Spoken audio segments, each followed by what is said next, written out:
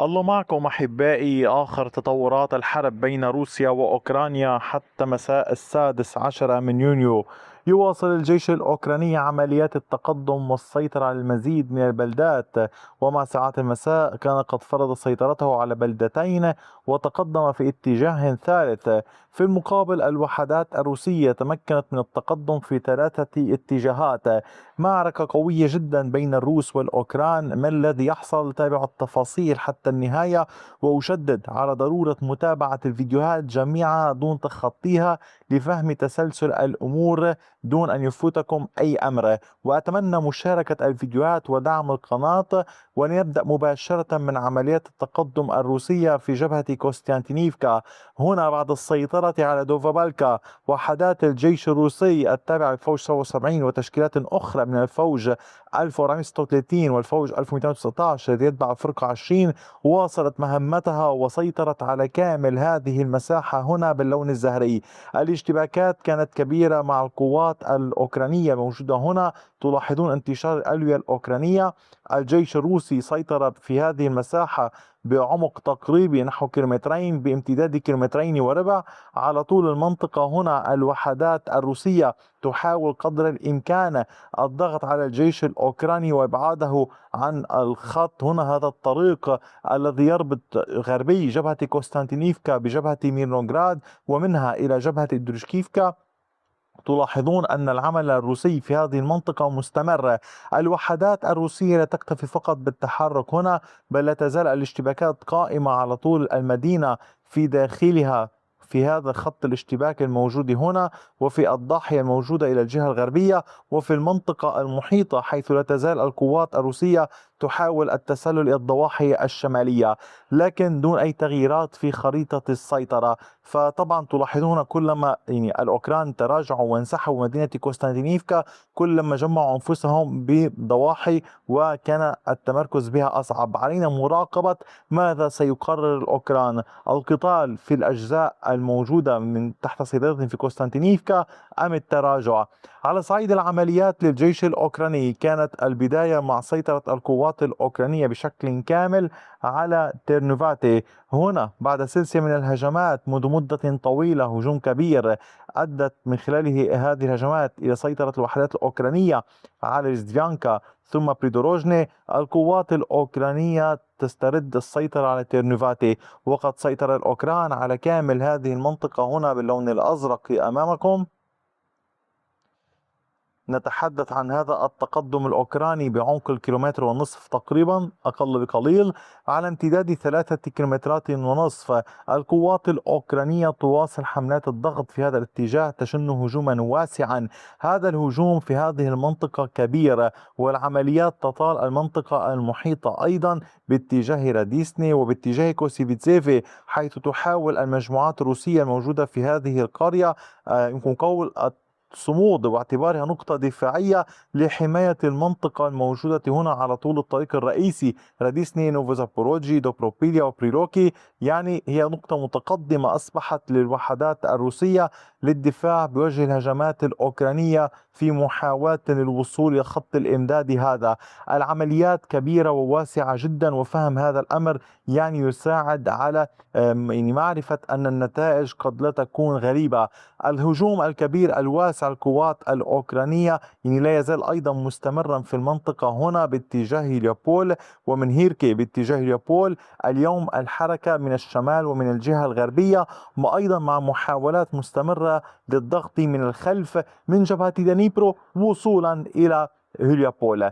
أيضا فيما يتعلق بالعمليات في هذا الاتجاه، كانت القوات الأوكرانية قد استردت السيطرة على دوبروباسوفي بعد سلسلة من الهجمات.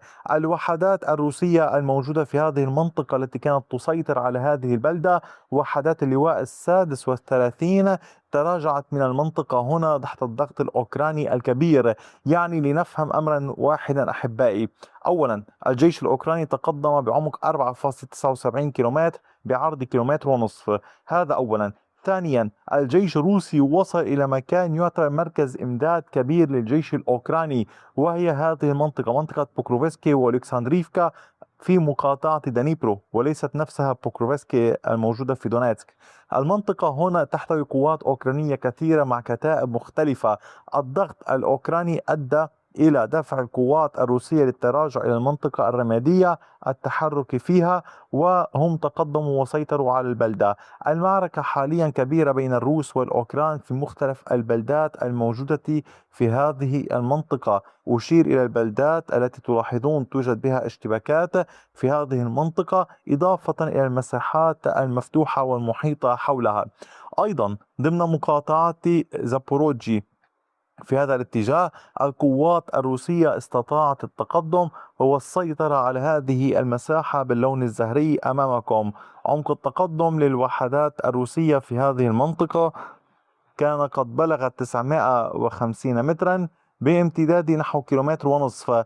على طول هذه المساحة القوات الروسية تتحرك وتحاول تأمين المنطقة ومواصلة العمل على ربط مناطق السيطرة بين شريفني وكامل هذه المنطقة. فهل ستنجح القوات الروسية في ذلك أم سيدفع الهجوم الأوكراني الموجود باتجاه اليابول على المقربة من هذا المكان إلى إيقاف هذه الهجمات والتفرغ للدفاع؟ ما رأيكم؟ أتمنى من حضرتكم كتابة آرائكم في التعليقات. أما على صعيد العمليات الأخرى في دنيبرو، الجيش الأوكراني تمكن من الاختراق أكثر في بلدة إيفانيفكا. هنا في الجهة الغربية لهذه البلدة الكبيرة، الجيش الأوكراني تمكن من التقدم والسيطرة على هذه المساحة باللون الأزرق أمامكم. عمق التقدم بلغ 1.19 كيلومتر بامتداد نحو كيلومتر وربع. على طول المنطقة هنا تحاول الوحدات الروسية الدخول إلى الأحياء التي يسيطر عليها الجيش الروسي. هنا الهدف من العملية الأوكرانية هو التالي: أولا إبعاد الجيش الروسي من دنيبرو من هذا القسم. ثانيا محاولة التقدم على طول النهر، هنا هذا الخط الفاصل بين دونيتسك ودنيبرو يوجد نهر على طول هذا الاتجاه. يحاولون تقدم شمال النهر بالتوازي مع عمليات ضغط جنوبي النهر لتكون هناك إسناد مدفعي أو غيره من المنطقة هنا لإجبار القوات الروسية، أي للضغط عليهم من الجهة الغربية ومن الجهة الشمالية في حال استطاعوا التقدم. لذلك هي عمليات هامة بالنسبة للجيش الأوكراني. على صعيد العمليات في جبهات شمال دونيتسك هي مستمرة ولكن دون أي تغييرات في خارطة السيطرة. كذلك في كوبيانسك وفولشانسك ضمن مقاطعة خاركيف العمليات قوية. فيما يتعلق بجبهة سومي، في هذه المنطقة الوحدات الروسية تقدمت باتجاه بيساريفكا. الجيش الروسي انطلق مواقع سيطرته في أندرييفكا ومحيطها وملكوشكيفكا وفرض كامل سيطرته على هذه المساحة هنا أمامكم باللون الزهري. هذا التقدم الروسي الذي تشاهدونه هو بعمق 1.87 كيلومتر بامتداد 1.7 كيلومتر على طول المنطقة هنا. وكما تلاحظون طبيعة المنطقة تحتوي بعض الأحراج في محيطها، بعض الغابات في هذا الاتجاه.